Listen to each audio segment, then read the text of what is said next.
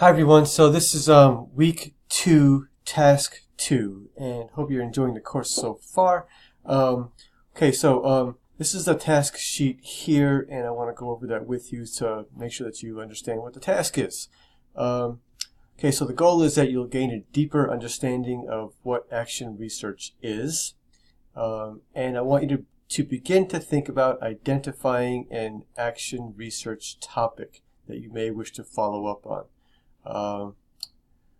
So to get started, read chapter 20 in the book called Action Research, and it's a very short chapter. There's a section in chapter 20 called Practical Action Research. Really hone in on that section of the chapter.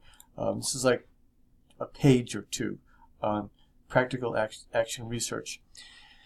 Okay, once you've read that, I want you to fill in the space here on this Word document. So, what is meant by practical action research? Put a couple of sentences here, 2 or 3, maybe 4 sentences here. Next, tell me if you would classify the Samantha Marshall paper that we've been looking at as practical action research. And if so, yes or no. I think the answer probably is yes. If so, yes or no. Substantiate your yes or no response with a couple of examples from the textbook from chapter 20. Okay, so I'm trying to get you to think about what practical action research is.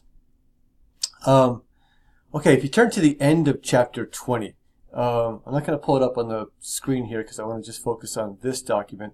At the end of chapter 20, you'll see another action research paper, and it's titled Let's Talk, Discussions in a Biology Classroom. This is actually a pretty well done action research paper, and read the introduction, which is a paragraph, read the context, which is a paragraph, and read the research questions, which are a couple of questions. So there's about 15 minutes of reading here. Read this and think about it. It'll give you a good idea of what action research inquiries are. It'll help you to really begin to think about this. So here's a prompt A from question 3. Does this sound like practical action research? Tell me why you think so. Explain your response, yes or no. I think it's yes, but explain that to me. Okay, now sort of the main goal here. I want you to think about an action research project that you'd like to do.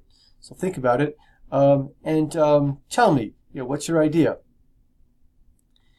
Is it practical action research? If so, why?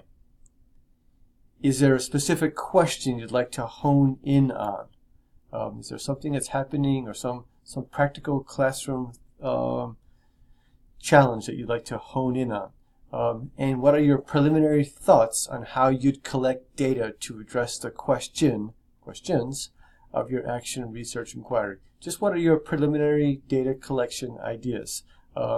The Samantha Marshall paper has some information about how she collected data, and the Let's Talk discussions in a biology classroom. You could even skim through that and you'd see how they collect data. And of course, there's lots of information on how action researchers collect data in chapter 20. So read chapter 20,